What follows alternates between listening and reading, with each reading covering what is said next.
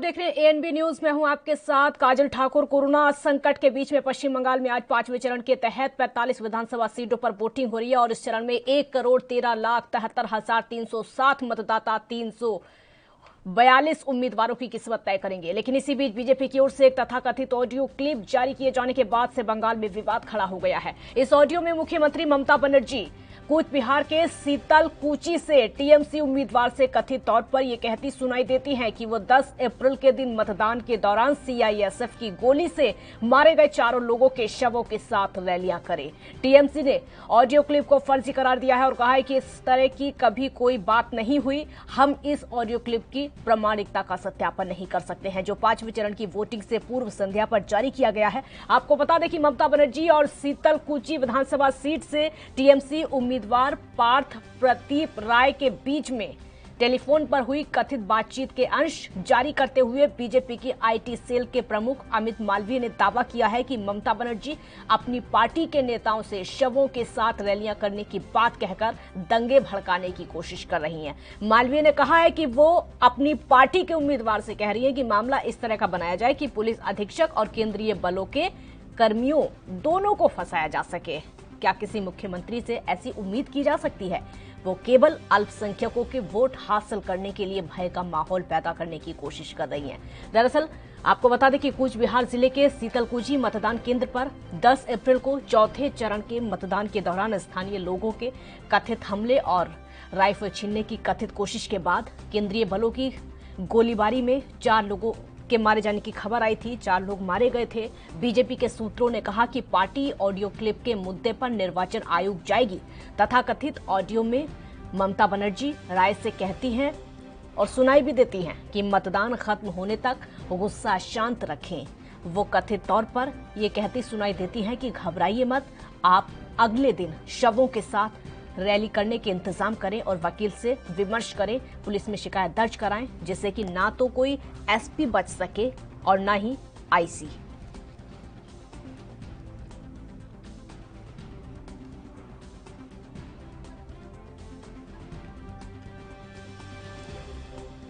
तो पश्चिम बंगाल में बवाल मचा हुआ ऑडियो क्लिप को लेकर आपको बता दें कि 5वें चरण की वोटिंग आज हो रही है। आज 45 विधानसभा सीटों पर वोटिंग हो रही है। 1,73,73,307 मतदाता 342 उम्मीदवारों की किस्मत तय करेंगे। लेकिन इसी बीच तथाकथित ऑडियो क्लिप की वजह से बवाल मचा हुआ है और बीजेपी की तरफ से दावा किया जा रहा है कि इस ऑडियो क्लिप में ममता बनर्जी कहती हैं कि जिन 4 लोगों की मौत हुई थी सीआईएसएफ की गोली से, उन 4 लोगों के शवों के साथ में रैलियां करें, यानी जमकर राजनीति करने की कोशिश यहां पर हो रही है।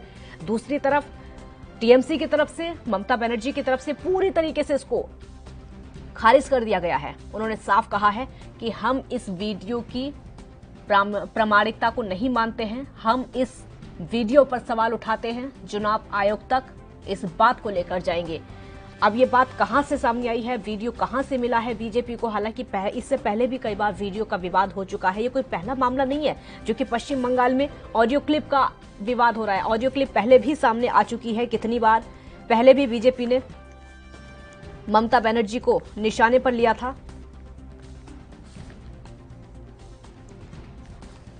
जिसमें कि एक बीजेपी उम्मीदवार से बात करने की बात की जा रही थी। तमाम ऐसी बातें थी जो कि ऑडियो क्लिप के जरिए सामने आई थी और ये दावा भी सिर्फ और सिर्फ बीजेपी की तरफ से किया गया था। इस बार भी कुछ ऐसा ही बीजेपी की तरफ से किया जा रहा है। हालांकि 8 चरणों में मतदान है। मतदान का वक्त बहुत लंबा है। राजनीति करने का वक्त सभी राजनीतिक दलों को बराबर का मिला हुआ है। ना तो टीएमसी की तरफ से कोई कमी छोड़ी जा रही है और ना ही बीजेपी की तरफ से कोई कमी छोड़ी जा रही है। एक तरफ कोरोना है, कोरोना का ध्यान कोई नहीं रख रहा है। भले ही हाईकोर्ट की तरफ से आदेश जारी कर दिया गया हो, भले ही फटकार लगा दी गई हो, चुनाव आयोग ने भी साफ कहा है कि आज शाम से कल सुबह तक प्रचार नहीं किया जाएगा। लेकिन आज भी प्रधानमंत्री की 2 रैलियां पश्चिम बंगाल में है। लेकिन वहीं दूसरी तरफ ममता बनर्जी की भी 3 जनसभाएं आज पश्चिम बंगाल में होने वाली हैं। यानी कमी किसी भी पार्टी की तरफ से नहीं छोड़ी जा रही है। सिर्फ और सिर्फ सत्ता दिखाई दे रही है, सिर्फ और सिर्फ कुर्सी दिखाई दे रही है। राजनीति करने का मौका मिलना चाहिए, चाहे कोरोना हो या लोगों की जान से खिलवाड़ हो।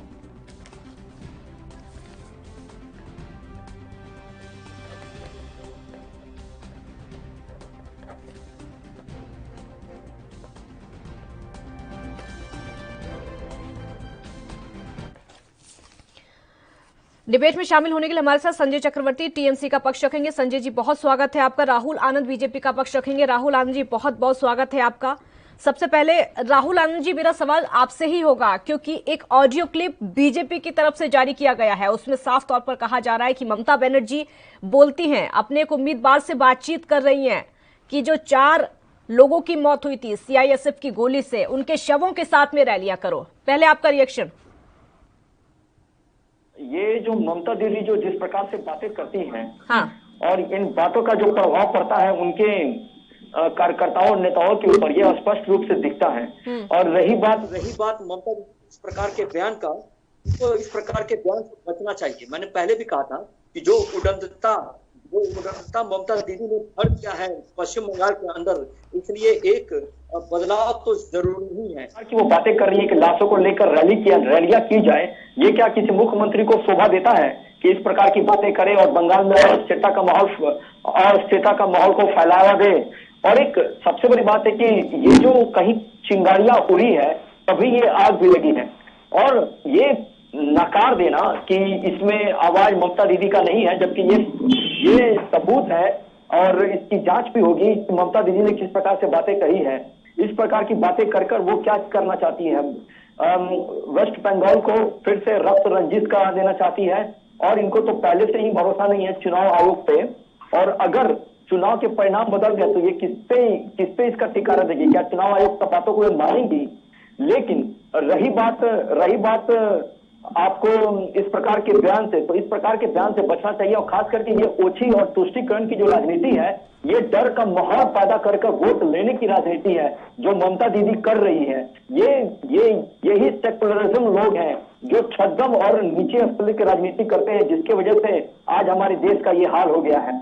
और बातें बड़ी करते हैं कि हमने ये किया, हमने वो किया। ये इस प्रकार के बयान को देकर राहुल जी, ठीक है राहुल जी, अब इसी पर काउंटर क्वेश्चन सुनिए, क्योंकि बीजेपी की तरफ से पहले भी एक वीडियो जारी किया गया है, उसमें भी ममता बनर्जी बात करते हुए सुनाई दे रही थी। वो वीडियो जो जारी किया गया था, ये वीडियो का विवाद, ऑडियो का विवाद कब तक चलता रहेगा? पहले भी ऑडियो ही जारी किया गया था, इस बार भी ऑडियो ही जारी किया गया है, कब तक चलता रहेगा इस तरीके से? और पहले भी टीएमसी ने पूरी तरीके से इसको नकार दिया था, साफ कहा था कि वो आवाज नहीं है, एडिट किया गया है उसको।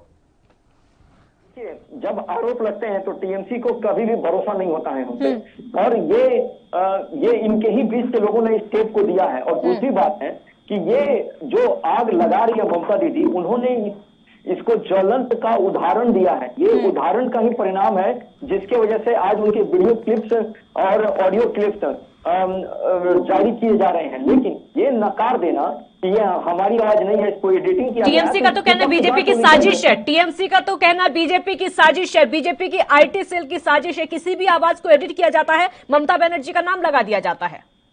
अब देखिए, ये एक कहने भर की बातें हैं। अगर कुछ भी कार्य होता है उस पर बीजेपी के नाम को लोग उछाल देते हैं, लेकिन बीजेपी ही वो पार्टी है जो बदलाव की राजनीति करती है और सबका साथ सबका विकास लेकर चलती है। ममता दीदी ने अपनी उद्दंडता का और अपनी पार्टी का परिचय और कार्यकर्ताओं का परिचय आज से नहीं, पिछले 4-5 सालों से देते आ रही है। और ये छुपने वाली बात नहीं है, इसको पूरा देश और दुनिया देख रहा है। और यही तक कि जो वहां के लोग हैं, जो समझदार लोग हैं, जो वोटिंग में बढ़ चढ़कर हिस्सा ले रहे हैं, शायद वो इसीलिए ले रहे हैं कि वो बदलाव चाहते हैं। और ममता दीदी जो गलतियां कर रही हैं उसको बार बार वो रिपीट कर रही है, वो दिखाने का काम कर रही है। जी ठीक है संजय चक्रवर्ती जी, ममता बनर्जी की उद्दंडता इसको बताया जा रहा है। पहले भी एक बार ऑडियो क्लिप जारी हो चुका है, एक बार फिर से ऑडियो क्लिप जारी किया गया है, उसमें भी ममता बनर्जी बात करते हुए सुनाई देती है, इस बार भी बात करते हुए सुनाई देती है। लेकिन इस बार तो हद हो जाती है। मतलब 4 लोगों की जिनकी मौत हो चुकी है सीआईएसएफ की गोली से, उनके शव के साथ में रैलियां निकालो, बहुत कैसी बात है, निंदा पूरा देश इसकी करेगा। दरअसल क्या है कि इन लोगों की चीखने से ये मतलब जो है ये इन लोग किस हद तक गिर सकते हैं, ये वो हद आंखों को दिख रहा होगा। क्यों, जब ये कोई चीज संभाल नहीं पा रहे हैं, ना ये कोविड को संभाल पा रहे हैं, ना ये कुंभ को संभाल पा रहे हैं, ना देश की अर्थव्यवस्था को संभाल पा रहे हैं, तो अब ये चीखने सूझ रहे हैं कि कैसे चुनाव को जीते। जैसे ही कोई चुनाव आता है उस समय इनको अचानक ऑडियो क्लिप, वीडियो क्लिप, ये सब क्लिप लगा के ये जो है चुनाव को जीतना चाहते हैं। पता आप सोचिए इनके लिए चुनाव कितना ज्यादा महत्वपूर्ण है कि ये किसी का भी चल। लेकिन ऑडियो क्लिप जब आता है उसी को जारी किया जाता है ना, ऑडियो क्लिप जब आता है उसी को जारी किया जाता है। जिसका डेथ हो चुका है, जिसके अंतिम संस्कार हो चुका है, उसके लेके कैसे किस तरीके से जो है उसको जो है शव यात्रा करेंगे। और कूच बिहार में इलेक्शन हो चुका है, कैसे जो है ऐसे बेवकूफ लोगों के साथ कैसे किस तरीके से बात करते हैं कि उनका शव लोग पूरे पश्चिम बंगाल में घूमा जाएगा क्या? कुछ भी बोल देंगे, कुछ भी हो जाएगा। कैसे इन्हों का कोई अस्तित्व नहीं है। क्यों? क्योंकि इनका जो है जमीर मर चुका है। इनको केवल चुनाव के अलावा कुछ नहीं दिखता है। कोरोना का केस इतना ज्यादा बढ़ चुका है, लेकिन आज गृह मंत्री और आपके प्रधानमंत्री इसको लेकर कोई भी जो है गंभीर बैठक नहीं कर रहे हैं। लाशों के ढेर लग गया है, पूरे देश में हालत खराब है। ये ममता बनर्जी का चरित्र हरण करके इनको पता नहीं इनको क्या मिलने वाला है। अरे एक राज्य जीत जाओगे, देश हार जाओगे। आप देश हारने वाले हो, आप लोग इंसानियत हारने वाले हो। आपके साथ जो इंसानियत की जो आपकी जो पोल पट्टी थी वो पूरी तरह से खुल गई है, क्योंकि जितने मुद्दे थे वो सारे फेल हो चुके हैं। पश्चिम बंगाल में जाकर के हिंदू मुस्लिम फेल हो गया, जय श्री राम फेल हो गया, चोला मनी फेल हो गया, कट मनी फेल हो गया। आपके जितने मुद्दे थे अब मुस्लिमों को गले मिलाने लग गए हैं। अब ये भी मुद्दा जब फेल हो गया तो अब ये चरित्र हरण करने का काम कर रहे हैं। ये सिर्फ और सिर्फ एक महिला का अपमान है, इसके अलावा कहीं कुछ नहीं है। किसी भी तरीके से कोई भी ऐसा इसका फॉरेंसिक रिपोर्ट दिखा करके हमको दे दीजिए। इनको केवल इल्जाम लगाना आता है। इल्जाम लगाने के अलावा इनके पास कोई भी मुद्दा नहीं है। आज ये नहीं बोलेंगे कि महंगाई क्यों बढ़ी, आज ये नहीं बोलेंगे कि भ्रष्टाचार क्यों बढ़ा, आज ये नहीं बोलेंगे कि आज बेरोजगारी क्यों बढ़ रही, आज ये नहीं बोलेंगे कोरोना का केसेस क्यों बढ़ रहा है। अरे हम पिछले साल कोरोना के केसेस में हम मान लेते हैं कि आपके पास कोई तैयारी नहीं थी। ठीक है राहुल आनंद जी, जो वीडियो जो ऑडियो जारी किया गया, ठीक है राहुल जी, जो ऑडियो जारी किया गया, थोड़ा सा भी फैक्ट उसके अंदर नजर आता है। जैसे कि अभी वो कह रहे हैं, थोड़ा सा भी फैक्ट नजर आता है। जिन लोगों की 4 लोगों की मौत हो चुकी है, वो पहले जब वोटिंग हुई थी तब उनकी मौत हुई थी। उनके शव के साथ में कैसे रैलियां निकाली जा सकती? थोड़ा सेंस लगाया इसके पीछे। जो टीएमसी के जो प्रवक्ता हैं वो अपनी जिम्मेवारी से जो बातें होनी चाहिए, जो जरूरी बात होनी चाहिए, जो आपने सवाल किया उससे वो बचते नजर आ रहे हैं। वो कहीं और चले जा रहे हैं लेकर। लेकिन खैर वो उनकी निजी सोच है। लेकिन जो जहां तक ऑडियो क्लिप की बात है तो उन्होंने उस वक्त का ये बयान दिया था जब ये हत्याएं हुई थी, जब सुरक्षा बलों ने गोलियां चलाई थी और आने वाली घटना को उन्होंने रोका था। उस समय की ये बातें हैं। और ममता दीदी जो बातें कर जो उकसाने का जो काम की थी कि अब जो मैं रैलियां अगर तब की बात है तो आपने ऑडियो तभी, अगर तब की बात है तो बीजेपी की तरफ से ऑडियो तभी जारी क्यों नहीं किया गया था? इतना वक्त कैसे लग गया? अगर बयान वीडियो आपको 22 तारीख को मिलेगा, 26 को मिलेगा, इतना वक्त कैसे लग गया? आप इसको चिंता न करिए। एक मिनट उनको जवाब, एक मिनट वो बोल रहे हैं, उनको जवाब देने दीजिए। अगर ये बयान दिया गया था तो इतना वक्त कैसे लग गया ऑडियो को सार्वजनिक होने में? इसका अर्थ ये है काजल जी कि ये ऑडियो क्लिप लगा होगा, ठीक, जैसे जैसे वो पहुंचा होगा उसी हिसाब से इसको ट्वीट किया गया है। लेकिन इन्होंने ये क्रिया की है तभी अब वो तो इसमें ये बोल देंगे कि एडिटिंग में इतना वक्त लग गया। वो तो साफ बोल रहे हैं कि एडिटिंग में इतना वक्त लग गया। अगर ऑडियो उस दिन का है तो उसकी एडिटिंग की गई है, उसके बाद इतना वक्त, मतलब पहले 1 मिनट पहले जब चौथे चरण की वोटिंग हुई थी तब की ये बात हो गई है। 5वें चरण की आज वोटिंग है, तब उस वीडियो ऑडियो को जारी किया जा रहा है। तो एडिटिंग में इतना ज्यादा वक्त लग गया क्या? वैसे मुझे लगता है कि उतना नहीं लगना चाहिए था। अगर एडिटिंग भी की जाएगी तो उतना वक्त नहीं लगेगा। उल्टा चोर कोतवाल को डांटे, ये काम टीएमसी के लोग करते आए हैं और कर रहे हैं, बड़े मजे के साथ कर रहे हैं। क्योंकि अगर जब आप इनसे सवाल करती हैं तो ये घुमा के लेके चले जाते हैं कोरोना पे, महंगाई पे, महिला पे लेके चले जाते हैं बातों को विषय से हटाकर। लेकिन जो बातें इन्होंने की हैं ये पूरा देश जानता है और वहां का और पश्चिम बंगाल का राज्य जानता है, पश्चिम बंगाल राज्य जानता है, वहां की जनता जानती है कि अगर परिवर्तन की लहर अगर चल पड़ी है तो परिवर्तन की लहर जो चल पड़ी है बीजेपी के फेवर में, इससे डर कर हताशा होकर ये लोग इस प्रकार के कार्य कर रहे हैं और हर प्रकार का छाम दंड वेद जितना अपना सकते हैं ये अपना रहे हैं। लेकिन केंद्रीय सुरक्षा बल के नेतृत्व पे भरोसा है और चुनाव आयोग पे भरोसा है भारतीय जनता पार्टी को, जिसकी वजह से आने वाले समस्या को रोका जा चुका है। जी संजय चक्रवर्ती जवाब दे रहे, बोलिए। मतलब ये जो पोपट की बात कर रहे हैं, चुनाव आयोग की बात कर रहे हैं, मैं उनको पोपट ही समझता हूँ। क्योंकि देखिए अभी 16 तारीख को इसकी मीटिंग है चुनाव आयोग की। चुनाव आयोग पर पर्सनल कमेंट मत करिए, चुनाव आयोग पर पर्सनल कमेंट मत करिए। क्योंकि बीजेपी ने अगर है बीजेपी ने ये बात उठाई होती, आपको रोकूंगी, ब्रेक पर जाना होगा, आपकी बात पूरी करेंगे और ब्रेक पर जाना होगा। और ब्रेक के बाद सवाल यही होगा कि चुनाव आयोग को पोपट कहा जाता है, तमाम ऐसी संस्थाएं हैं जो कि स्वतंत्र हैं, उन पर लगातार सवाल उठाए जाते हैं। छोटा सा ब्रेक यहां पर लेते हैं, आप देखते रहिए ANB न्यूज।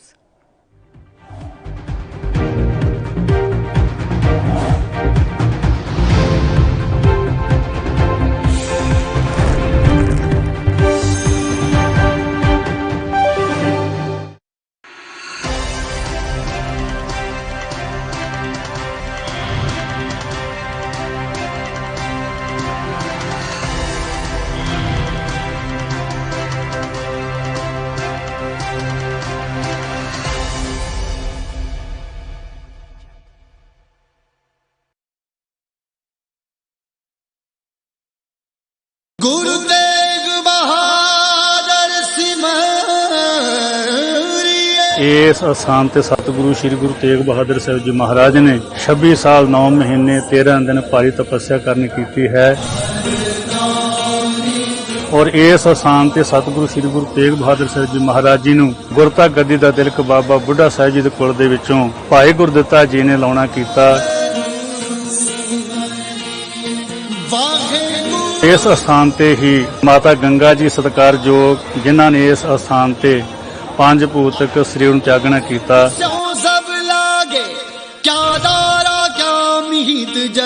धन गुरु अमरदास जी दे हुक्म सदका धन गुरु रामदास जी ने जिस नगरी दी नींह रखी उस दा नाम गुरु का चक रखिया अते बाद विच चक रामदासपुर अते अखीर अमृतसर साहिब दे नाम नाल मशहूर होया।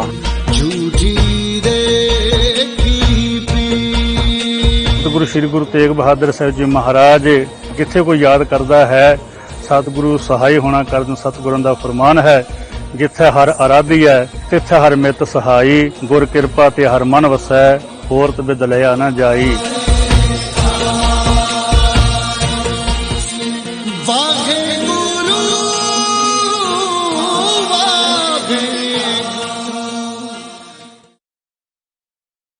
कम ब्रेक और ज्यादा खबरों के साथ देखिए ANB news in channel number पर।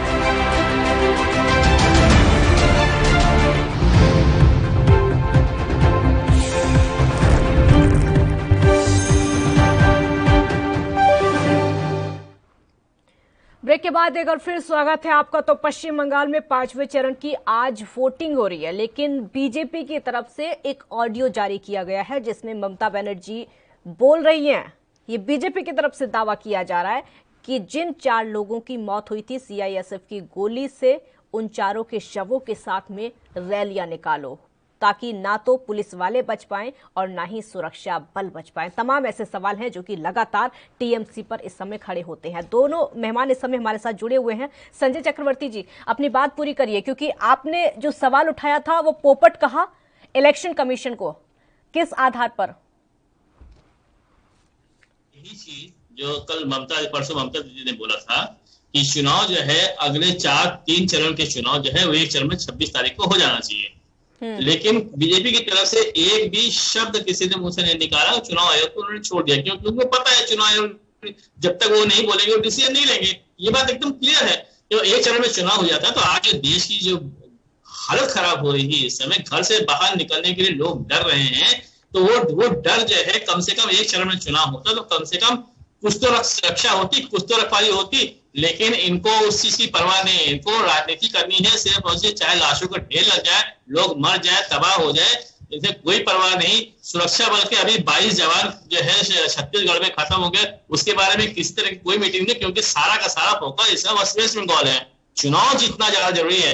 मैं आपको चैलेंज आपके लिए जरूरी नहीं है, चुनाव जीतना आपके लिए जरूरी नहीं है। हमारे अगर जरूरी होता तो हम कभी भी ये सुझाव ना देते। हम ये सुझाव, हमारे लिए मानवता पहले जरूरी है। हमने सुझाव, हमारे तरफ सुझाव आया, किसी भी पार्टी ने ऐसा कोई सुझाव नहीं दिया, सिर्फ और सिर्फ ममता दीदी ने ये सुझाव दिया है एक चरण में कम से कम आगे के चुनाव करवा दिया जाए। 8 चरण का चुनाव कराएगा कोई फायदा नहीं था। सिंपल वे से एक ही मकसद था कि इनके जो 500 सभाएं होनी थी, घर घर जाकर के जो सभाएं करने की इनकी जो योजना थी, किसी तरीके से साम दाम दंड भेद हर तरीके से इस जो है प्रोलाइज करना था, ये एक सिंगल एक मात्र मकसद था। यही वजह है कि चुनाव को इतने सारे चरणों में कराया गया। संजय चक्रवर्ती जी ठीक है, मुद्दे पर वापस आइए। जो ऑडियो जारी किया गया है बीजेपी के, एक मिनट मुद्दे पर वापस आ जाइए, एक मिनट सवाल सुन लीजिए, पहले मेरा सवाल सुन लीजिए। जो ऑडियो जारी किया गया है बीजेपी की तरफ से, उसमें कहा जा रहा है ममता बनर्जी की आवाज है, ये बीजेपी की तरफ से दावा किया जा रहा है कि उस ऑडियो में ममता बनर्जी की आवाज है, जिसमें वो कह रही है चारों शवों के साथ में रैलियां निकालो, मौत पर राजनीति। गंभीरता समझ रहे हैं आप इस बात की? मौत पर राजनीति हो रही है। मैं बता दे रहा हूँ आपको, 22, 26, 29 तारीख का इंतजार करना चाहिए। आपके ऑडियो वीडियो भी और मिलने वाले हैं, ठीक है ना। ये टोटल जो है इनका आईटी सेल का ये गेम है, और ये गेम प्लान की तरह करते हैं। आप ये सोचो कि ये 6 तारीख को सुरक्षा बलों का उससे हुआ था, आज है 17 तारीख, अचानक 11 दिन की ऑडियो पैदल आ रहा था इनके पास क्या? अचानक जो है इनको आज ही याद आता है? जिस दिन अक्षर होता है उस दिन इनको याद आता है ये सब चीजों को लेकर के। ये सब चीजें जो है इनकी एक तरीके से टोटल चाल है। अभी इनका प्रूफ क्या है? ये डॉक्टर से आईडी उसको लेकर के कर रहे हैं, कहां पे? आप खुद सोचो कि जहां पे इलेक्शन हो चुका है वहां पर रैली होगी क्या, या वो लाशों को लेकर के पूरे वेस्ट बंगाल में जो है उसको घुमा जाएगा? मतलब एक पैदल दिमाग वाला भी इंसान जिसके पास 10% दिमाग भी होगा वो समझ जाएगा कि ये बेवकूफ बना रहे हैं। क्यों? क्योंकि इनकी चालबाजियां अब सामने खुल करके आ चुकी है। और रही बात जो है ये बंगाल की बात करते हैं, तो पहले ये दिल्ली में हारे, ठीक है राहुल आनंद जी, मुद्दे खत्म हो गए। ठीक है राहुल आनंद जी, मुद्दे खत्म हो गए, इसलिए मौत पर राजनीति, वो भी 4 लोगों की मौत पर राजनीति हो रही है। मुद्दे खत्म हो चुके, बीजेपी के पास कोई मुद्दा नहीं बचा है। देखिए काजल जी, भारतीय जनता पार्टी एक ऐसी पार्टी है जो सबको विश्वास के साथ चलती है, और एक सबसे बड़ी बात यह है कि हमने एक नारा दे रखा है सबका साथ सबका विकास का, उस पर हम कायम है। मुद्दे इनके लिए खत्म हो चुके हैं, हमारे पास अभी भी विकास। तो फिर क्यों ऑडियो जारी किए जाते हैं? अगर आपके पास मुद्दों की कमी नहीं है तो फिर क्यों ऑडियो जारी किए जाते हैं? मुद्दों की कमी हो तो फिर आप मुद्दों पर बात करिए। एक मिनट, आप रोजगार पर बात करिए, आप किसानों पर बात करिए, आप सड़कों पर बात करिए, आप बिजली पर बात करिए। जो जमीन से जुड़े हुए मुद्दे हैं ना, जो जमीन से जुड़े हुए मुद्दे, आप उन पर बात करिए। जिनका सीधा सरोकार पब्लिक से है, बंगाल की पब्लिक से, आप उन मुद्दों पर बात करिए। क्यों आप ये ऑडियो विवाद बार बार, पहले जब मतदान हुआ, पहले उस चरण में, चौथे चरण का, 5वें चरण का, पहले भी ऑडियो क्लिप, इस बार भी ऑडियो क्लिप, अब 6ठे चरण का मतदान होगा। वो टीएमसी वाले तो कह रहे हैं आपने फिर से कोई ऑडियो क्लिप रखी होगी, उसको अगली बार जारी कर देंगे। देखिए काजल जी, आपकी जितने भी सवाल हैं, हमने अपने मैनिफेस्टो में इन सारी बातों का जिक्र किया है कि हम क्या बेस्ट करेंगे पश्चिम बंगाल के लिए। ये कहने की जरूरत नहीं है, क्योंकि हमारा जो नेतृत्व करने की जो क्षमता है वो प्रखर है, और वो जब जनता के बीच में अपनी बातों को रखता है तो जनता उसे स्वीकार करती है। और मैं आपको बता देता हूँ कि टीएमसी का चेहरा क्या है, पीछे का चेहरा क्या है, आईने के पीछे का चेहरा क्या है, ये उजागर करना, ये जनता को बताना बहुत जरूरी था। इसलिए ये ऑडियो क्लिप है, और ये ऑडियो क्लिप हमारे द्वारा बनाई गई नहीं है, इन्हीं के मुख्यमंत्री ने इस बातों को कहा है। आप एक दूसरे के चेहरे ही उजागर करते रह जाएंगे, मतदान निकल जाएगा लेकिन आप एक दूसरे के चेहरे ही उजागर करते रह जाएंगे। देखिए मतदान चल ही रहा है और उसमें पब्लिक अपना घूमकर, जनता अपना घूमकर समर्थन दे रही है। ये बातें टीएमसी को शायद नहीं दिख रही हैं, और ये बातें शायद परिवर्तन के तरफ इशारा करता है।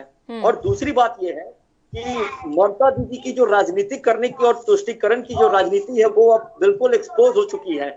वो एक्सपोज होने की वजह से आज उनको इतनी बेचैनी पकड़ी हुई है। और आप निश्चिंत रहिए, मैं आपको दोबारा आपके चैनल के बैठ पे ये बता देता हूं कि भारतीय जनता पार्टी के नेतृत्व में पश्चिम बंगाल अपनी विजय गाथा लिखेगा, और हमने अपनी मैनिफेस्टो में जिन जिन बातों का वर्णन किया है उसको हम करेंगे, इसमें कहीं कहीं दो राय नहीं है। और एक अच्छी बात यह है कि गाथा लिखने की तैयारी तो टीएमसी वाले भी कर रहे हैं, गाथा लिखने की तैयारी तो टीएमसी वाले भी कर रहे हैं। मैं आपको एक और अच्छी बात बता देता हूँ कि संजय चक्रवर्ती जी ने एक अच्छी बात सीख ली है, उंगली उठाकर सवाल का जवाब देने का।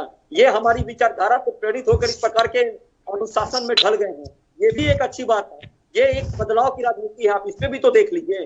जी बोलिए संजय चक्रवर्ती जी, जवाब दीजिए, बहुत से कुछ बोलना चाह रहे हैं, बोलिए। अपना ये घोषणा पत्र की बात कर रहे हैं, इनका 2014 का इनका घोषणा पत्र याद दिला दो। 15 लाख रुपए अकाउंट में आएंगे, 100 स्मार्ट सिटी बनेगा, बुलेट ट्रेन आ जाएगी, किसानों की आय दुगनी हो जाएगी, 2 करोड़ लोगों को हर साल रोजगार देंगे, ठीक है, 282 गांव जो इन्होंने गोद में लिया था, उसके बाद वो 282 गांव पूरे देश में जब गोद में वो उसको स्वर्ण बना दिया, पूरा सोने का बना दिया। अब और गांव की जरूरत नहीं रहेगी, दोबारा गांव लिए नहीं गए। और 2 करोड़ जो रोजगार देने की बात की थी, वो 2 करोड़ यानी कि 7 साल में 14 करोड़ हो गया। 14 करोड़ वही रोजगार कहाँ गए? सबसे बड़ी चीज, पिछले 7 सालों में ये 12 करोड़ लोगों की रोजगार खा चुके हैं। देने की बात छोड़ दीजिए, 12 करोड़ रोजगार खा चुके हैं। और 2016 में प्रधानमंत्री जी बोल रहे पकौड़ा बेचो, मतलब हम लोग भी हैरान रह गए, पकौड़ा बेचना, अरे पकौड़ा कैसे बनाया जाता है? ये भी एक रोजगार हो गया। हम लोग इसके पहले तो पकौड़ा कभी खाया नहीं था। मतलब एक रोजगार के बारे में अगर कोई पूछा था, पकौड़ा बेच करके रोजगार पैदा करिए आप।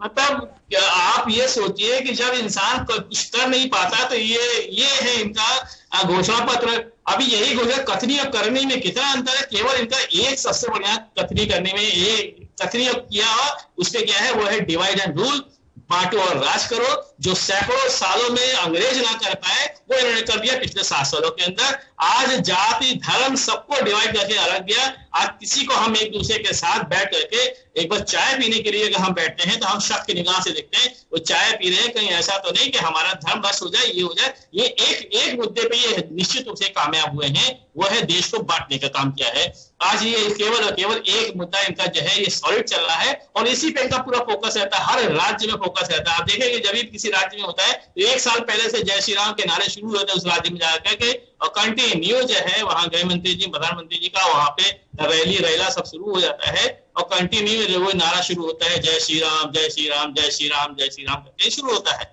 तो ये इनका एक मुद्दा, केवल एक सॉलिड मुद्दा है जिसपे ये जो है हमेशा विजय पाते हैं। ठीक है, आपका जवाब दे रहे हैं राहुल आनंद जी, आपका जवाब दे रहे हैं राहुल जी। मतलब आपका यही सॉलिड मुद्दा है, सिर्फ और सिर्फ आस्था से खिलवाड़। देखिए काजल जी, सबसे बड़ी बात यह है कि पिछली डिबेट में भी संजय जी ने बहुत ही ओछी मानसिकता वाली बातें कही थी और अभी भी वो इसी प्रकार की बातें कह रहे हैं। ये सच में विचारणीय है। इन्होंने फिर एक बात कही है जिसमें उन्होंने इस बात का जिक्र किया है कि लोग शक की नगार से मुझे देखते हैं। ये आप इनसे एक चीज का स्पष्ट कीजिए कि इन सभी बातों को कहकर वो क्या साबित करना चाहते हैं? वो इस प्रकार की बातें क्यों बैठ के नेशनल चैनल पर कहते हैं? ये बांटने वाली बातें क्यों कहते हैं? जबकि मैंने पिछली बार भी इस बात को कहा था कि भारतीय जनता पार्टी के नेतृत्व में आज तक किसी प्रकार के भेदभाव नहीं किए गए हैं, ना ही कोई दंगा हुए हैं। कोई मेजर ऐसी घटना बता दीजिए जो हुए हों। जो हुआ है वो 70 सालों में दिल्ली में पहले ऐसा राज्य है जहां 2 बार दंगा हो चुके हैं, 2 बार। 70 सालों में दिल्ली में कभी दंगा नहीं हुआ, लेकिन आप लोगों की वजह से 2 बार दंगा हुआ। अगर आप दंगे की बातें गिनाएंगे तो दंगे तो बहुत हैं। अगर आप दंगे की बातें गिनाएंगे, दंगे बहुत नहीं गिनवाने के लिए। देखिए मैं आपको बताता हूं, आप उन प्रदेशों की बात कीजिए जहां भारतीय जनता पार्टी शासन चल रहा है, वहां की बातें कीजिए। उत्तर प्रदेश को बात कीजिए, राम मंदिर बन गया, कितने दंगे हो गए। अगर आप बात कीजिएगा दिल्ली की, तो दिल्ली में आपकी सरकार ने दंगे करा दिए थे सीएए लेकर। इन लोगों की मिली भगत की वजह से आज हिंदू बदनाम है। ये क्या साबित करना चाहते हैं अपने आप को? एक हिंदू होकर हिंदू को कटघरे में खड़ा करते हैं। यही इस देश की विडंबना है और इसी की वजह से मेरी बात की सामने आ गई, असलियत खुल गई। ये जो हिंदू मुस्लिम होता रहता है ना, इससे ऐसा लगता है कि जो देश की राजनीति है हिंदू मुस्लिम के इर्द गिर्द ही घूमती रहती है। काजल जी, मैं नेशनल असलियत में आ गए, आप देख लीजिए, मैंने कहा है आगे असलियत भी अपने पाकिस्तान में अल्पसंख्यक हिंदू पे किस तरह की प्रताड़ना की जाती है उसके बारे में क्यों नहीं बात करते हैं? इनके क्या सांसद नहीं है? लेकिन कभी इन्होंने सवाल उठाया है? सिर्फ और सिर्फ वोट बैंक के लिए हिंदू मुसलमान की बात करते हैं। इन्होंने फिर कहा है हिंदू को, ये गलत है, ये बिल्कुल गलत है। इनको चैनल पर माफी मांगनी चाहिए संजय जी को। ये क्या साबित करना चाहते हैं? इस प्रकार की तुष्टिकरण की राजनीति कर लोगों का वोट ले लेंगे? क्या भारतीय जनता पार्टी को मुसलमानों ने वोट नहीं दिया है? लोग हमारे साथ नहीं जुड़े हुए हैं? इस प्रकार की बातों को बिल्कुल भी अपने चैनल पर जगह मत दीजिए। हिंदू मुस्लिम की राजनीति बस ऐसी घूमती रहेगी और पश्चिम बंगाल का चुनाव खत्म हो जाएगा। एक ब्रेक पर जाना होगा और इसी सवाल के साथ वापस लौटेंगे। जब तक हिंदू मुस्लिम का नाम ना आ जाए, राजनीति नहीं पूरी होती है। किसी राज्य का इलेक्शन हो वो पूरा नहीं होता है, अगर लोकसभा का इलेक्शन हो तो वो भी पूरा नहीं होता है। राजनीति मतलब हिंदू मुस्लिम का नाम आना बेहद जरूरी हो जाता है राजनीतिक दलों के लिए। छोटा सा ब्रेक यहाँ पर लेते हैं, आप देखते रहिए ANB न्यूज।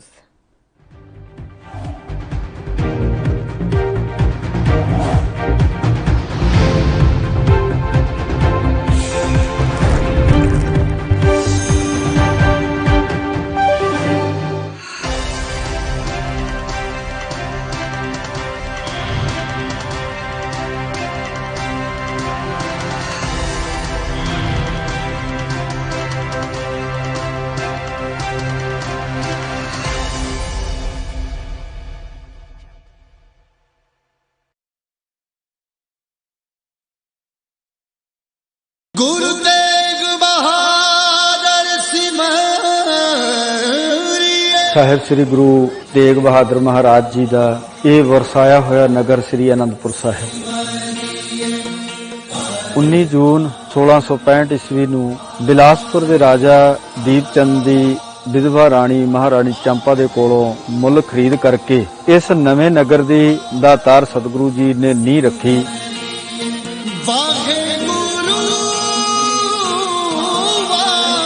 ਗਰੀਬ ਨਵਾਜ਼ ਸਾਹਿਬ ਜੀ ਨੇ ਇੱਥੇ ਹੀ ਆਪਣੇ ਰਿਹਾਇਸ਼ ਦੇ ਲਈ ਮਕਾਨ ਬਣਾਏ। ਹੋਰ ਬਹੁਤ ਸਾਰੇ ਕਿੱਤਿਆਂ ਦੇ ਲੋਕ ਵੀ ਇਸ ਨਗਰ ਦੇ ਵਿੱਚ ਵਸਾਏ।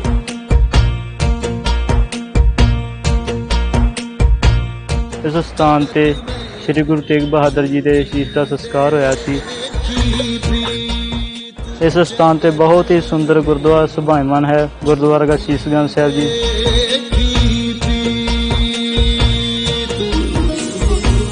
11 ਨਵੰਬਰ 1675 ਨੂੰ ਗੁਰੂ ਤੇਗ ਬਹਾਦਰ ਜੀ ਦੀ ਸ਼ਹੀਦੀ ਹੁੰਦੀ ਹੈ ਅਤੇ ਉਹਨਾਂ ਦਾ ਸ਼ੀਸ਼ ਭਾਈ ਜੈਤਾ ਜੀ ਪੜਾਅ ਦਰ ਪੜਾਅ ਹੁੰਦੇ ਹੋਏ ਗੁਰਦੁਆਰਾ ਸ਼ੀਸ਼ਗੰਜ ਸਾਹਿਬ ਵਿਖੇ ਪਹੁੰਚਦੇ ਹਨ ਅਤੇ ਇੱਥੇ ਉਹਨਾਂ ਦਾ ਸੰਸਕਾਰ ਕੀਤਾ ਜਾਂਦਾ ਹੈ।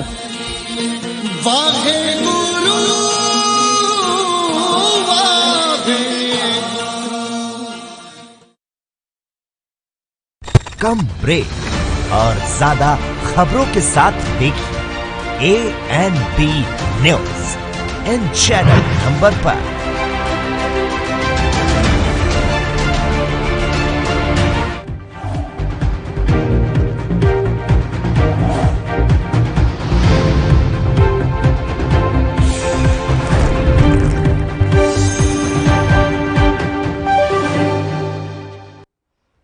ब्रेक के बाद एक बार फिर स्वागत है आपका। तो यहाँ पर जब भी चुनाव हो, चाहे वो देश का इलेक्शन हो या फिर किसी भी राज्य का इलेक्शन हो, हिंदू मुस्लिम की राजनीति जरूर होती है। जय श्री राम के नारे बीजेपी की तरफ से जरूर लगाए जाते हैं और उसका जवाब विपक्ष की तरफ से भी जरूर दिया जाता है। राहुल आनंद जी, ऐसा होगा कि कभी एक सकारात्मक राजनीति देखने को मिलेगी? बंगाल कभी देख पाएगा एक सकारात्मक राजनीति? ये देश कभी देख पाएगा एक सकारात्मक राजनीति कि जिसकी उम्मीद हर किसी को होती है? देखिए, जो सकारात्मक राजनीति की बात है वो हमने अपने विचारधारा में रखा है और आपको मैं ये चीज स्पष्ट कर देता हूँ, हम कभी डराने का काम किसी को नहीं करते हैं। यही हमारी सकारात्मकता और पॉजिटिविटी है। क्योंकि मैं कभी नेशनल चैनल पर बैठकर ये नहीं कहता हूँ कि हिंदुओं तुम डरो, मुसलमानों तुम डरो क्योंकि तुम्हें मारा जाएगा। इस तरह की बातें हम कभी नहीं कहते हैं।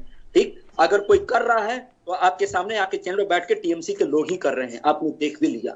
हमने शुरू से सबका साथ सबका विकास की बातें की हैं। कभी मेरे मुख से आपने सुना क्या कि मैंने कभी हिंदू मुसलमान के लिए बोला है? हर वक्त सवाल अगर उठा है तो सामने से उठा है, मैंने सिर्फ उसका जवाब दिया है। आप गृह मंत्री हैं। 135 करोड़ की जो जनता है ना, वो हमारे देश की जनता है और उनको अपने संविधान के अनुसार अपनी सरकार चुनने का अधिकार है। अगर वो हमें चुनती है तो वो हमें अगर चुनी है तो उनका स्वागत है, हम उनके स्वाभिमान पे और उनके विश्वास पे खड़े उतरेंगे। लेकिन अगर वो हमें नकारती है तो हम उनको डराने का काम कभी नहीं करते हैं। सिर्फ और सिर्फ हमारी पार्टी को सांप्रदायिकता का नाम लेकर सिर्फ उन पे उंगलियां उठाई जाती है और अपनी राजनीतिक रोटियां सेकी जाती है। ये हर वक्त किया है, आपने भी देखा है, चाहे वो पश्चिम बंगाल हो या आपको उत्तर प्रदेश हो या अन्य कोई राज्य हो, वहां इसी प्रकार की बातें करते हैं। लेकिन जो सेकुलरिज्म नेताओं जो बनने का काम करते हैं, जबकि वो है नहीं, वो बनते हैं। इसमें ममता बनर्जी हैं, ओवैसी जी हैं। ओवैसी जी उसी सीटों पर जाकर हैं जहां पे मुसलमान बाहुबल क्षेत्र होता है। तो इस प्रकार की जो बातें हैं, या आप और विटेक्स को भी देख लीजिए, राहुल गांधी जी को भी देख लीजिए, लेकिन क्या कभी आपने हमें देखा इस प्रकार के कार्य करते हुए? कभी नहीं। इसलिए क्योंकि हम सबके भरोसे पे कायम होना उतरते हैं। अगर जनता हमें नकारती है तो किस प्रकार के काम की बात कर रहे हैं? कैसे काम करते हुए बीजेपी को नहीं देखा? किस प्रकार के? आपने कभी देखा कि मुसलमान बाहुबल क्षेत्र कहीं है वहां हिंदू कैंडिडेट नहीं दिया? हमने जो हमारी विचारधारा है उसी पे प्रेरित होकर हमने काम किया है।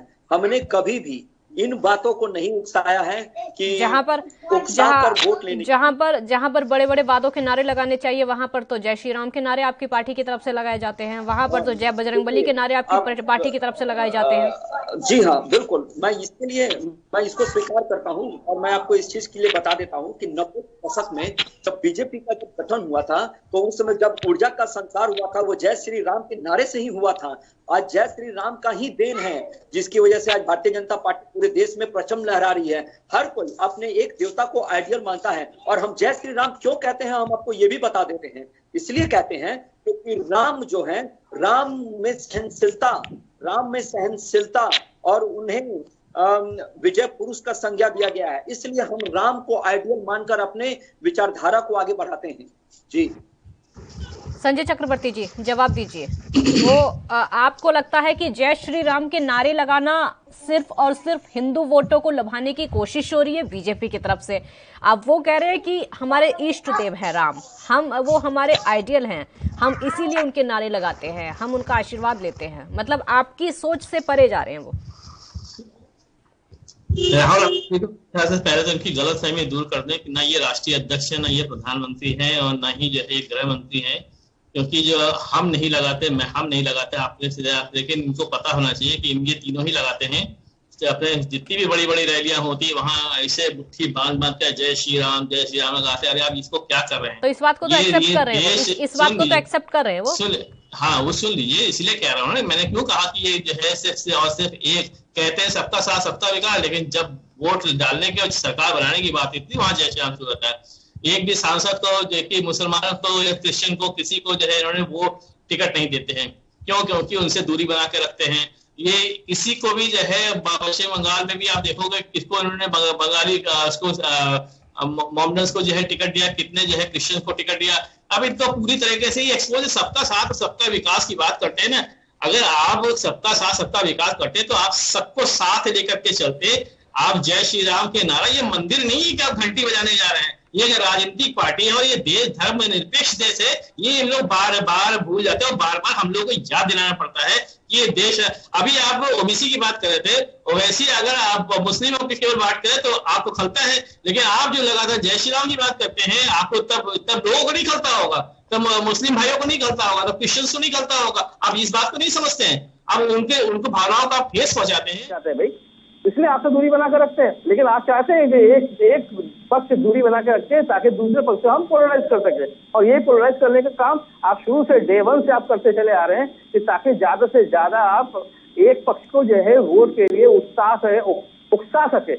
और वो पक्ष भी अब समझ चुका है कि सिर्फ और सिर्फ ये हमको एक नारे के बल पे जो है हमारी रोजगार छीन ली, महंगाई बढ़ा दी, जीना दूभर कर दिया, मर रहे हैं हम लोग।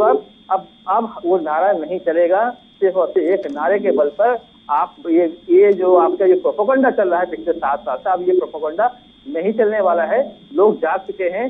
और इतना भी बता दूं कि अभी जो आप लोग देख रहे हैं ना कि सबका साथ सबका विकास में, अभी हम कह रहे हैं कि अभी तो खेला होगा एक पक्ष की आप बात कर रहे हैं, इस पर अब मेरा सवाल, ठीक है, इस पर अब मेरा काउंटर क्वेश्चन सुनिए। अब आप कह रहे हैं कि एक पक्ष को ये जय श्री राम के नारे लगाते हैं और वहां पर हिंदू वोटरों को लुभाने की कोशिश करते हैं, यानी एक पक्ष को। अब यही चीज आप पर भी लागू होती है। आपकी तरफ से अगर ममता बनर्जी चंडी पाठ करती है तो वो भी तो हिंदू वोटरों को लुभाने की कोशिश कर रही है ना। एक पक्ष का वही आरोप तो आप पर भी लग सकता है। एक बात बताइए, मैं आपसे पूछ रहा हूँ, अभी आप हमारे इलेक्शन में 292 लोगों का आप लिस्ट निकाल के देखिए, हमने कितने हिंदुओं को वोट टिकट दिया, और इनका निकाल के देखिए इन्होंने कितने मुस्लिम को दिया, आपको क्लियर हो जाएगा। अभी आपको इसीलिए क्लियर हो जाएगा हमने कितने हिंदुओं को दिया है। अगर हम मुस्लिम पार्टी का पक्षधर बोलते हैं तो हम आप प्रचार की बात कर रहे थे, मेरा सवाल प्रचार पर था, मेरा सवाल प्रचार पर था। मैं पहले दोनों क्वेश्चन पे आता हूँ क्योंकि हम इनको क्लियर कर देना। और दूसरी चीज क्या है कि अगर जय श्री राम अगर हमारे यहाँ पे चंडी पाठ का पाठ किया गया है तो वहां से अल्लाह अकबर भी बोला गया है, दोनों ही किया गया है। आज यहाँ से ये बोल के दिखाएं, ये बोल के नहीं दिखा पाएंगे। क्यों? क्योंकि उनको पता है कि अब हिंदू वोट इनका खिसक जाएगा। आज प्रधानमंत्री जी को मुसलमानों को गले लगाने की जरूरत क्यों पड़ गई? क्योंकि उनको पता है कि हम सिर्फ और सिर्फ हिंदू कार्ड से हम जीत नहीं सकते, हमें इनको भी जरूरत पड़ेगी। तो ये जितने प्रोपेगेंडा है जो चुनाव के समय आप कर रहे हैं ना, ये चलने वाला नहीं है, खत्म हो चुका है आपका ये गेम। आप त्रिपुरा में अभी हाल ही में हारे हो, आपको पता होना चाहिए। अभी आप गुजरात में आपका गोधरा जहां से आपकी उत्पत्ति हुई है, आप वहां से हार चुके हो, आप दिल्ली के म्यूनिसिपल कॉर्पोरेशन के बोर्ड के चुनाव में हार चुके हो, और अभी मैं आपको बता दूं ये उपचुनाव भी हो रहा है ना, ये जो उपचुनाव में कहीं से भी आप जीतने वाले नहीं हो, क्योंकि आपका जो है पोलपट्टी सब खुल चुका है। देश इस समय तबाह है, त्रस्त है, आपके जो है इस प्लानिंग से, केवल चुनाव जीतने की प्लानिंग से लोग त्रस्त है, और आपको इसका सबक सिखाएगी, वोट के जरिए सिखाएगी, लोकतंत्र तरीके से दिखाएगी, जैसे लोकतंत्र तरीके से आपको लेकर के आइए वैसे आपको विदाई देने वाली है। ठीक है, जवाब दीजिए राहुल जी, सबक सीखने के लिए तैयार रहिए। देखिए, सबक तो जनता इनको सिखाएगी, और इन्होंने एक बात कही है कि कितने मुसलमान कैंडिडेट को बीजेपी ने वेस्ट बंगाल में टिकट दिया है, तो मैं इनको स्मरण करा दूं, 9 लोगों को बीजेपी ने टिकट दिया है। अब आ जाते हैं आप केंद्र में, तो आप केंद्र में भी देख लीजिए हमारे कितने सहयोगी हैं, मुस्लिम जाति पाते हैं। यार ये सब बातों को हम लोग चर्चा ना करें तो बेहतर है। रही बात सबक की, तो मैं आपको बता देता हूं, सही बात बोले तो उसकी चर्चा करो ना। जनता आपको दिखा रही है, तभी आपके अंदर ये बेचैनी बढ़ रही है, और जनता ने सबक पूरे विपक्ष को सिखाया है, सारे विपक्ष को बताया है, तभी आज विपक्ष सिमट के रह गए हैं उसके बारे में, और हमें बहुमत के आंकड़ों को पार कर दिया है। और उनके अरमानों पे, उनके सपनों पे, उनके जज्बात पे अगर कोई खड़ा उतरने का काम करेगा तो वो सिर्फ और सिर्फ भारतीय जनता पार्टी करेगी। हम समय के हिसाब से देवता बदलने में भरोसा नहीं करते हैं। हमारे एक ही देवता है, जय श्री राम। हम उनको आइडियल मानते हैं, मर्यादा पुरुषोत्तम है, मर्यादा पुरुषोत्तम का हम कार्य भी करते हैं और हम उनको लेकर चलते हैं। ये हमारे लिए आइडियोलॉजी है। हम जब भारत माता की जय भी कहते हैं, उसमें भी आपको बेचैनी होती है, क्योंकि हम एकत्र भारत कोई बेचैनी नहीं है भारत माता की जय से, हमें कहीं कोई बेचैनी नहीं है। हम भारत माता की जय हम भी बोलते हैं, वंदे मातरम हम भी बोलते हैं, हमें आपत्ति है तो आप विपक्ष में बैठिए, किस प्रकार का खेला करती है और लोगों को किस प्रकार से उनके अरमानों को पूरा करती है। कोई दिन आप विपक्ष में बैठिए और वहां से स्वतंत्र विपक्ष का रोल निभाइए, आपको पता चलेगा। और जो विदाई की जहां तक बात है, तो जनता ने ही हमें वो आमंत्रण दिया और जनता का ही बहुमत हमें मिल रहा है, जिसके वजह से हम आज वहां पे टिके हैं और खड़े भी हैं। और रही बात एक्सपेक्टेशन की, तो एक्सपेक्टेशन से बियॉन्ड किसी को बात नहीं करनी चाहिए, मैं भी नहीं करता हूं। 2 मई को चुनाव के परिणाम आ जाएंगे। आज 17 दिन हो गए हैं और मुश्किल से 14-15 दिन बचे हैं। 14-15 दिन में वो सारी बातें क्लियर हो जाएगी और आप निश्चिंत रहिए, आप विपक्ष के किरदार में बैठने वाले हैं। जी, विपक्ष की कतार में बैठने वाले संजय चक्रवर्ती जी, मतलब आपकी सीट बीजेपी वालों ने तय कर दी है, भविष्य पहले ही दिख गया उनका, आप विपक्ष में बैठने वाले हैं। ये विपक्ष में भी नहीं बैठने वाले हैं, तीसरे नंबर की पार्टी बनने वाले हैं। क्योंकि अभी जो पहले 4 चरण के चुनाव, उसके बाद जिस हिसाब से अभी जो विस्फोट हुआ है एक तरीके से, उस विस्फोट पे जनता में जो इतनी भयानक नेगेटिविटी गई है, उस नेगेटिविटी को जो सरकार हाथ पे हाथ धरकर केवल चुनाव से जीतने की केवल जो रणनीतियां बना रही है, इससे जनता का जो मैसेज चला गया है ना कि अगले 4 चरण के चुनाव में इनको पता चल चुका जाएगा कि इनकी हालत क्या होने वाली है। अब तक तो मैं 50-60 सीटों की बात कर रहा था कि इनको 50-60 सीटें मिल सकती है। अब मुझे नहीं लगता कि अभी 40 से ज्यादा जा पाएंगे इनके ऊपर। जो शुरुआत से 3-4 चरणों में 30-40 सीट ले गए थे, अब इनको पूरी तरह से सफाया कर दिया जाएगा, इनको वोट नहीं मिलने वाला है, ये तय बात है। इसीलिए इन्होंने चुनाव आयोग में कोई भी किसी भी तरीके से कोई भी टिकट अटकड़ी नहीं की कि वहां पर उनको कम से कम एक सेंट्रल गवर्नमेंट में सरकार होने की वजह से कम से कम चुनाव आयोग को एक सुझाव तो देना चाहिए थे कि हाँ, समर्थन नहीं करते, कम से कम 29 तारीख ठीक है संजय चक्रवर्ती जी, आज भी वोटिंग हो रही है, आज भी टीएमसी और बीजेपी के कार्यकर्ता आपस में भिड़ गए हैं। पिछली बार भी ऐसा हुआ था, पहले भी टीएमसी और बीजेपी के कार्यकर्ता आपस में भिड़ गए थे। मतलब ये हर बार देखने को मिलता है। रक्त रंजित राजनीति का जो आरोप पश्चिम बंगाल पर लगता है, वो हट पाएगा कभी? 8 चरण में चुनाव कराने का फायदा क्या हुआ? इसमें सेंट्रल फोर्सेस लगाने का फायदा क्या? ममता जी तो शुरुआत में बोली थी 1 चरण या 2 चरण में करा लो, लेकिन उन्होंने नहीं, जानबूझकर उसको लंबा खींचा। लंबा इसलिए खींचा कि प्रधानमंत्री की 50 सभा करा सके, 500 रोड शो जो है अमित शाह जी का करा सके, 1000 सभाएं जो है जेपी नड्डा जी का करा सके। ये केवल पोलराइजेशन कराने के लिए ये चुनाव आयोग को इन्होंने पूरा सजेशन दिया होगा कि इसको लंबे से लंबा खींचे, ताकि हमारी किसी तरीके से हर तरीके से। आपके पास सबूत है? आपके पास कोई सबूत है कि चुनाव आयोग को, इलेक्शन कमीशन को उन्होंने पूरी तरीके से कहा होगा कि आप 8 चरणों में चुनाव कराइए, क्योंकि हमारी रैलियां अभी बाकी हैं, हम पूरे 1 महीने तक रैलियां करेंगे, हम बंगाल में सबके घर घर जाएंगे? किस आधार पर आप इस तरह के आरोप लगा रहे हैं? 1 मिनट, क्योंकि आप आपसे नहीं, आप आरोप तो पिछले 1 महीने से, जब इलेक्शन की तारीखों की घोषणा हुई थी, तब से आप लगातार ये आरोप लगा रहे हैं। एक क्लियर आरोप है, जब एक जिले में तमिलनाडु का चुनाव हो सकता है 2 बार में, असम जैसे अशांत इलाके में चुनाव हो सकता है 2 बार में, तो वेस्ट बंगाल में 2 बार में क्यों नहीं हो सकता?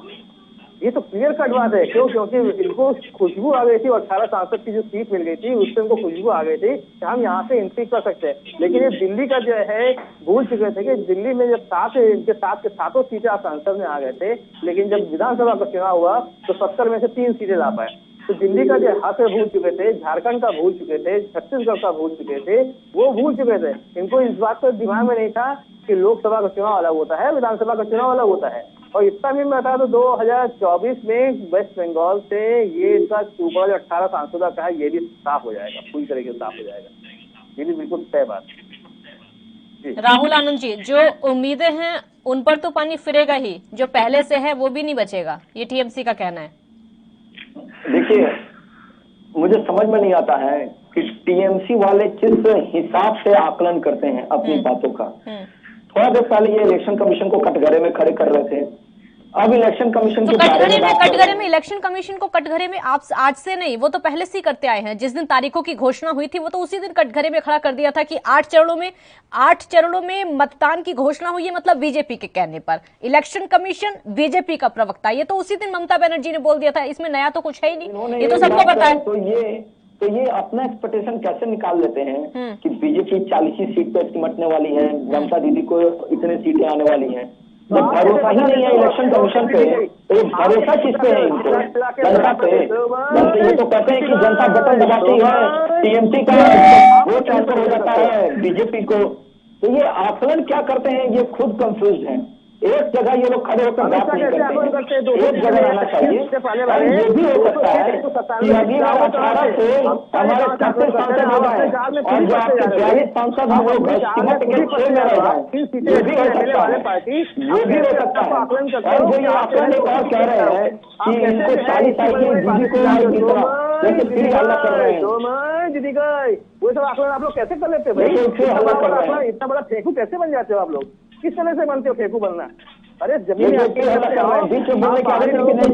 वहाँ पे चुनाव मैंने कह दिया कि सजा जी ने सीख लिया अनुशासन भूल गए।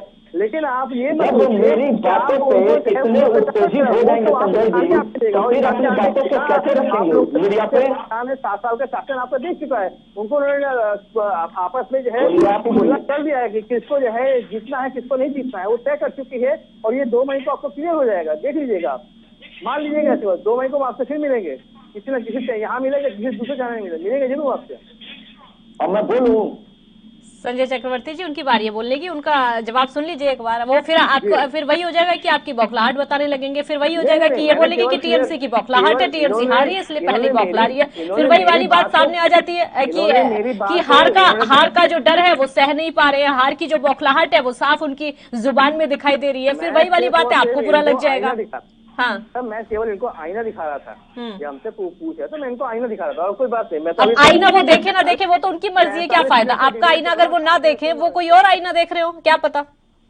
हाँ, ये अलग बात हो सकता है। देखिए, अभी थोड़ा देर पहले मैंने आपसे कहा था संजय जी भी अनुशासन सीख रहे हैं, लेकिन देखिए वो अनुशासन फिर भूल जाते हैं। यही एक दिक्कत है टीएमसी वालों के साथ। माफ कीजिएगा मैं बोलता हूँ थोड़ा, लेकिन थोड़ा बुरा मत मानिएगा मेरी बातों को। लेकिन जब हक की बातें आती है तो उसको हक नहीं छीनना चाहिए। जब मेरे अंदर में हक आता है काजल जी की तरफ से तो मुझे बोलने दीजिए। आपने जो कहा कि आपके 18 सांसद भी समाप्त हो जाएंगे, ऐसा भी तो हो सकता है कि हमारे 36 हो जाए, आपके 6 ही बच जाए। आपको तो इलेक्शन कमीशन पर भरोसा है नहीं। और दूसरी बात, जो आप विधानसभा की जो बातें कह रहे हैं कि 60 में से इनको मात्र 3 मिला, 70 में से 3 मिला, मैं आपकी बात से सहमत हूँ।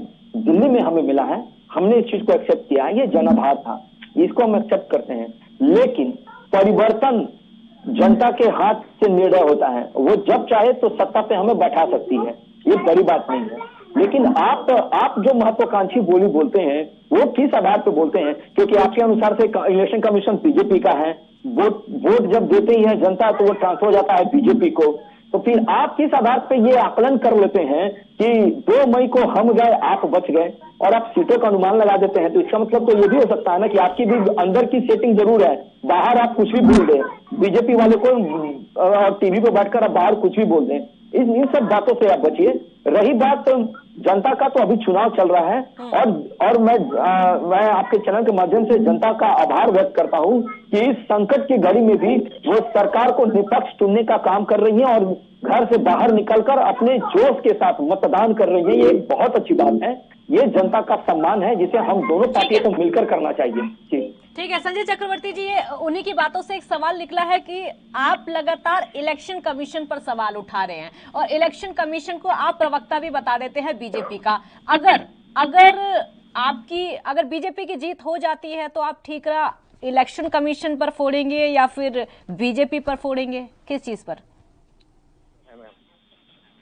ठीक है, ये देश लोकतंत्र है और लोकतांत्रिक तरीके पे भरोसा है हमें। सरकारी तंत्र पे हम जो सरकार की अपनी जो तंत्र लेके बैठी हुई है, अगर सरकारी तंत्र से इलेक्शन जीता जाता है तो पूरे देश में जो है भाजपा का परचम लहराता है। बाद में तो ईवीएम भी बदनाम हो जाती है। नहीं, हमें जनता पे पूरा भरोसा है। देखा है कई राज्यों में, हम देख चुके हैं ईवीएम बदनाम हो जाती है।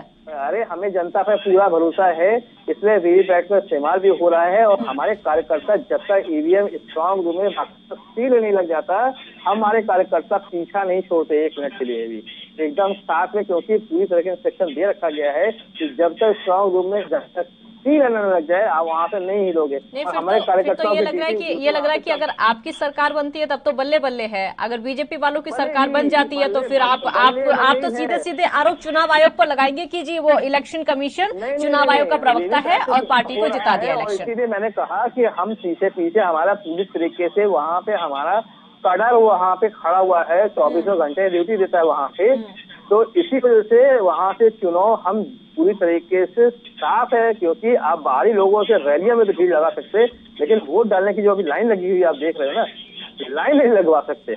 वो आप कहीं दूसरे चुनाव के रैली में चले गए, आज भी प्रधानमंत्री 2 रैलियां कर रहे हैं, कथनी और करनी में पूरा अंतर किसी तरीके से। यहाँ पे दिल्ली में आके सोशल डिस्टेंसिंग की बात करते हैं, मास्क लगाने की बात करते हैं। किसी की भी बने, आयोग पर भरोसा है ना, सरकार किसी की भी बने, चाहे बीजेपी आयोग पे हमने कहा ना, सरकारी तंत्र से अगर चुनाव जीता जाता तो ये तानाशाह बन चुके होते।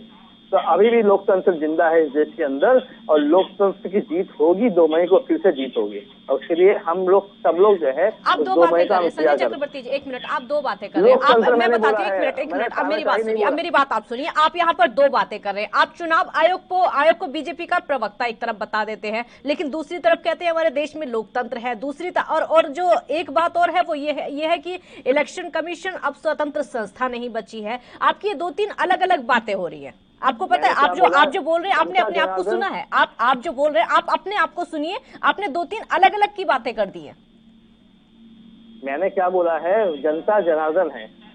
मैंने पूरी बात कही कि अगर चुनाव आयोग से चुनाव जीता जाता तो ये तानाशाही में फैल जाती, तो चुनाव आयोग से चुनाव नहीं जीता जाता। तो ऐसा होता तो सारे लोग जो है चुनाव आयोग को ही अपने लोगों को बैठाना शुरू करते ही, चाहे जितना कर ले। चुनाव आयोग से चुनाव नहीं जीता जाता, सेटिंग कर सकते हैं ये अपना, लेकिन जीत नहीं सकते। जीतेगी जनता ही, जनता जिसको चाहेगी उसको जिताएगी, ये बात तय है। ठीक है ना, ये बात बिल्कुल तय है। क्योंकि जो सारी चीजें आप वीवीपैट, मैंने कहा ना कि हम जब तक हमारा कार्यकर्ता वहाँ पे पीछे लगा रहता है, जब तक स्ट्रांग रूम में जाकर के, मेरी पूरी बात आपने सुनी नहीं, मैं पूरी बात बोला कि अपनी बात पूरी करिए, समय आपके पास, बोलते रहिए, बोलिए। मेरे भाई, मैं जब तक कार्यकर्ता हमारा जाकर के स्ट्रांग रूम में बाकायदा सील नहीं लग जाता तब तक वहाँ पे रहता है और साथ में 24 घंटे वहाँ ड्यूटी भी दे रहा है। हर जगह पे जहाँ पे आपके ईवीएम रखा गया है वहाँ पे हमारे कार्यकर्ताओं की बाकायदा 24 घंटा ड्यूटी लगी हुई है वहाँ। तो इसमें कहीं कोई 2 राय नहीं है। हम चुनाव जीत रहे, मैंने कहा जनता सर्वोपरि है, जनता सबसे आगे है, केवल सरकारी तंत्र से चुनाव नहीं जीता जा सकता। भरोसा है ना, भरोसा 1 मिनट, अब मेरा एक और सवाल सुनिए। भरोसा आपको पब्लिक पर भी है, ईवीएम पर भी है, चुनाव आयोग पर भी है, वीवीपैट पर भी है जी। सरकार किसी की भी बने, किसी पर ठीकरा तो नहीं फोड़ा जाएगा। सरकार टीएमसी की बने या फिर बीजेपी की बने, क्योंकि हम फिर से डिबेट करेंगे, हम फिर से इसी बात पर डिबेट करेंगे, इसी बात पर जिससे सरकार बन जाएगी फिर करेंगे कि किसी पर ठीकरा ना फोड़ा जाए। अगर आप ऑलरेडी आपके चैनल को दे चुका हूँ। बिल्कुल जी हाँ, तो मैं बिल्कुल चर्चा करूंगा इस बारे में। ठीक है, राहुल आनंद जी बोलिए, आप कुछ कहना चाह रहे हैं? नहीं, आपने मेरा सवाल इनसे पूछ लिया था, मेरा वही सवाल था कि उनको ईवीएम पे भरोसा है ना। हाँ, मैं यही पूछना चाहता था। इन्होंने कहा कि हाँ मुझे भरोसा है। नहीं तो अब उनको भरोसा पूरा है। अब आपको एक हौसले बुलंद हो सकते हैं कि जिस तरीके से आपको हमेशा सामना करना पड़ता है, ईवीएम का टेस्ट तक करा दिया जाता है, ईवीएम पर सवाल खड़े किए जाते हैं, ईवीएम को हैक करने तक का आरोप लग जाता है, मतलब इस बार आप बच सकते हैं। इनकी बातों से तो लग रहा है कि मैं बच सकता हूं, लेकिन समय के साथ ये अपना बयान भी बदल लेंगे। आने दीजिए वो समय, 2 मई को आने दीजिए, ये अपना समय बदल लेंगे, बयान बदल लेंगे, क्योंकि हर वक्त बदलते आए हैं। नहीं बचाएगी आपको। लेकिन मैं आज की डिबेट को जरूर याद रखूंगा 17 अप्रैल का, कि 17 अप्रैल को उन्होंने विश्वास दिलाया था जनता को। यार सरकार जो बने, लेकिन हमें लोकतंत्र को, ईवीएम को और चुनाव आयोग को कभी भी लज्जित नहीं करना चाहिए, ना उनके ऊपर कोई टिकारा फोड़ना चाहिए। ये मैं समझता हूँ, ये मेरी व्यक्तिगत राय है, क्योंकि उनके ही माध्यम से सरकार आती है और सरकार जाती है। लेकिन उनके ही माध्यम से भाजपा की सरकार या गैर भाजपा की सरकार है, उनका स्वतंत्र चुनाव करने का उनका तरीका है। इसलिए जनता को, हम लोग को ठगा महसूस नहीं होना देना चाहिए। अपनी बातों को रखने के लिए हमें अपनी जनता के मर्यादा का जरूर ख्याल रखना चाहिए। मैं इस चीज को मानता हूं और 2 मई का इंतजार करते हैं, देखते हैं। आप अपनी सरकार बनाने का दावा कर रहे हैं, मैं अपनी सरकार बनाने का दावा कर रहा हूं। 2 मई में 12-13 दिन बचे हैं, जल्द ही निष्कर्ष पूरा हो जाएगा। लेकिन जो स्वतंत्र संस्था है उसके ऊपर उंगली ना उठाई जाए, यही बेहतर होगा। जी, स्वतंत्र संस्था तो सीबीआई भी है और उंगली आप उठाया था। आप लोगों ने तोता बोला था, याद करिएगा 2014 के पहले आप लोगों ने उसको तोता बोला था। स्वतंत्र संस्था उंगली उठाने से पहले 3 उंगली आप पे उठती है, ध्यान रखिएगा। आप ही लोगों ने कहा था, सीबीआई को तोता बताया था आप लोगों ने, पिंजड़े बंद तोता, याद है? नहीं याद है तो मैं याद दिला देता हूँ। सरकारी पुरानी बातें सीबीआई को भी पुरानी बातें याद होना चाहिए। कौन सा छोड़ दिया? क्या बोलते हैं आप लोग? आपके सामने क्लियर है, आप लोगों ने पहले ही इसका इल्जाम लगा चुके हैं। 2013 में आप लोगों ने बाकायदा पिंजरे तोता किसने बताया था? राहुल जी याद करिएगा, किसने बताया था? टीएमसी ने नहीं बताया था, आप ही के जो बताया था, ठीक है ना? तो इसलिए बोलना बंद करिए। तो पहले अपने गिरेबान में झांक के देखिएगा, हमारे गिरेबान में कितने छेद है, बाद में दूसरों को बताइएगा। प्लीज इसका ध्यान रखिएगा, पहले रीड करके आइएगा। मैं कह रहा हूँ कि अगर हमारी तरफ से ऐसी प्रतिक्रिया की गई तो फिर आपने कौन सा छोड़ दिया? जब भतीजे जी के पास जब सीबीआई ईडी पहुंची थी तो आपने भी तो नहीं छोड़ा हमें। आपको उस वक्त भी सम्मान कर लेना चाहिए था, ठीक है? ये सब कहने की बातें हैं, लेकिन हमने इस चीज को प्रूव किया है। संस्थाएं वही है, लोग वही है, बस अंतर है नेतृत्व करने वाला वही है, सत्ता बदल गया है और विपक्ष बदल गया है। बहुत शुक्रिया आप दोनों का हमारे साथ जुड़ने के लिए। संस्थाएं भी वही हैं, लोग भी वही हैं, फर्क सिर्फ इतना है कि सत्ता बदल गई है और विपक्ष बदल गया है। जो काम पहले विपक्ष करता था अब वो सत्ता में आ गया है, जो काम पहले सत्ता पक्ष करता था अब वो विपक्ष में आ गया है, लेकिन बातें वही हैं क्योंकि ये राजनीति है। बहुत शुक्रिया आपका। देखते रहिए ANB न्यूज। नमस्कार।